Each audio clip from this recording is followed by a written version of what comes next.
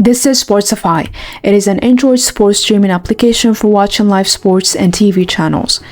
This guide demonstrates the download and installation process. Since Sportzfy is an Android application, we need an Android emulator to run it on a computer. For this video, I will be using BlueStacks. Follow the steps. Open the Start menu. Launch the emulator.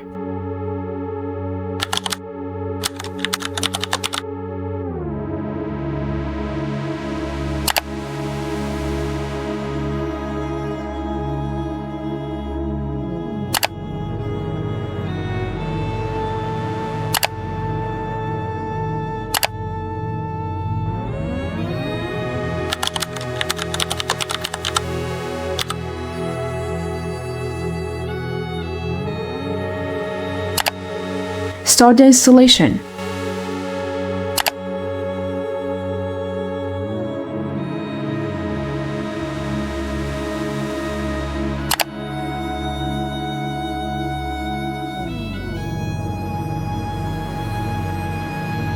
After installation, you can launch Sportzfy directly from the BlueStacks home screen.